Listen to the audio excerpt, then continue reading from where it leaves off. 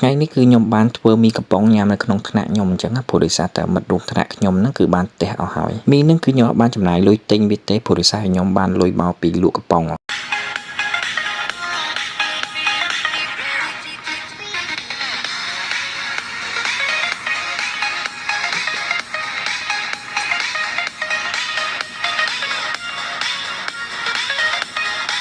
ថ្ងៃនេះនៅសាលាខ្ញុំហ្នឹងរៀនតែមួយមុខវិជ្ជាទេអញ្ចឹងទៅសិស្សទាំងអស់គ្នាហ្នឹងគឺចេញទៅផ្ទះវិញម៉ោងមិន10កន្លះតែខ្ញុំហើយនឹងជនជាតិថៃហ្នឹងគឺអត់តន់ទៅផ្ទះទេព្រោះយើងនៅធ្វើលំហាត់តអញ្ចឹងមុននឹងយើងធ្វើលំហាត់តក៏យើងទៅក្រៅទិញមីកំប៉ុងយកមកឆុងញ៉ាំសិនអញ្ចឹងមីកំប៉ុងហ្នឹងគឺជាលើកទី1ដែលខ្ញុំញ៉ាំព្រោះដោយសារតែអត់តែធ្លាប់ញ៉ាំមីកញ្ចប់ណានៅក្នុងថ្នាក់ខ្ញុំមានសម្ភារៈច្រើនមែនមានដូចជាម៉ាស៊ីនឆុងទឹកហើយទៅមានទូទឹកកកទៀតដល់ពេលអញ្ចឹងទៅគឺមានភាពងាយស្រួលមែនទែនដល់សិស្សអញ្ចឹងមីហ្នឹងគឺខ្ញុំដាក់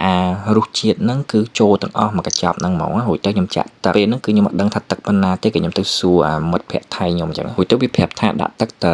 70% បានហើយព្រោះអីដោយសារតែវាហ្នឹងចូលចិត្តញ៉ាំរសជាតិរៀងដិតៗអញ្ចឹងពេលខ្ញុំដាក់ទឹករួចទៅខ្ញុំបិទកំប៉ុងហ្នឹងដាក់ចាំប្រហែលជា5នាទីប៉ុន្តែមិត្តភ័ក្តិថៃខ្ញុំហ្នឹងវាចាំប្រហែលជា7នាទីព្រោះដោយសារតែវាចូលចិត្តញ៉ាំមីទុនមីកំប៉ុងម៉ាកហ្នឹងគឺមាន2រសជាតិមានសាច់មាន់និងសាច់គោហើយថ្ងៃហ្នឹងគឺខ្ញុំបានញ៉ាំសាច់គោហើយរសជាតិវាមិនអីឆ្ងាញ់ម្យ៉ាងទេតាប៉ុន្តែពេលដែលខ្ញុំញ៉ាំមួយម៉ាត់ដំបូងហ្នឹងគឺរសជាតិរៀងដិតពេកអញ្ចឹងទៅខ្ញុំត្រូវថែមទឹកព្រោះដោយសារតែខ្ញុំហ្នឹងអត់សូវចូលចិត្តញ៉ាំដិតពេកទេមីហ្នឹងគឺខ្ញុំទិញអត់អស់លុយទេព្រោះដោយសារតែខ្ញុំយកកំប៉ុងទៅលក់ព្រោះដូចអ្នកទាំងអស់គ្នាដឹងស្រាប់ហើយថានៅដានតាម៉ាកហ្នឹងកំប៉ុងហ្នឹងយើងអាចយកទៅលក់នៅក្នុងផ្សារវិញដូចជាវីដេអូមុនអញ្ចឹងខ្ញុំបានធ្វើវីដេអូប្រាប់អ្នកទាំងអស់គ្នាថាកំប៉ុងណាបានលុយកំប៉ុងណាបានលុយអញ្ចឹងព្រោះដោយសារតែកំប៉ុងដែលមានលុយហ្នឹងគឺមានផ្លែ A ឬក៏ផ្លែ B ឬក៏ផ្លែ C អញ្ចឹងបើសិនអ្នកទាំងអស់គ្នាចង់មើលថាតើកំប៉ុងណាមានលុយកំប៉ុងណាអត់លុយអាចចូលទៅមើលវីដេអូខ្ញុំមុនបានអញ្ចឹងតែមួយថៃហ្នឹងគឺអត់នៅតាមស្រុកផ្លូវមួយខ្ញុំទេរៀងឆ្ងាយពីគ្នាអញ្ចឹងប៉ុន្តែវាជាអតេះភ្លើងជាមួយខ្ញុំដល់ស្ថានីយ៍ក្រុងដល់ពេលអញ្ចឹងទៅវាត្រូវជាអតេះភ្លើងមួយទៀតបានត្រូវទៅផ្ទះវាបានអញ្ចឹងជាធម្មតានៅពេលដែលចប់ម៉ោងរៀនហ្នឹងគឺខ្ញុំអត់ទាន់ទៅផ្ទះទេព្រោះដោយសារតែខ្ញុំត្រូវធ្វើលំហាត់ឬក៏ខ្ញុំត្រូវធ្វើកិច្ចការងារឲ្យគ្រូ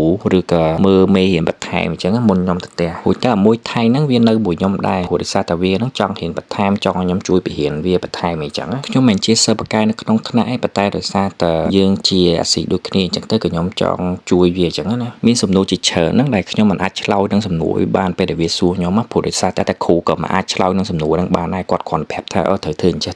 ដល់ពេលអញ្ចឹងទៅក៏ខ្ញុំប្រាប់វាថាត្រូវធ្វើអញ្ចឹងយកនេះគុណអានោះឬក៏ធ្វើមិនអញ្ចឹងណាព្រោះដោយសារគ្រូខ្ញុំប្រាប់មកអញ្ចឹងដែរជាពិសេសគ្រូរូបខ្ញុំនៅពេលខ្ញុំសួរសំណួរខ្លះហ្នឹងគាត់អាចឆ្លើយបានតែហេតុអីបានយើងត្រូវធ្វើអញ្ចឹងគាត់ប្រាប់ថាគាត់ក៏អត់ដឹងដែរដល់ពេលអញ្ចឹងខ្ញុំបាក់ចង្កេះមួយគ្រូមកបាទវីដេអូខ្ញុំមានតែប៉ុណ្្នឹងឯងចាំវីដេអូលើក្រោយនិយាយដើមគ្រូរូបម្ដងជួបគ្នានៅវីដេអូក្រោយបាទអរគុណច្រើន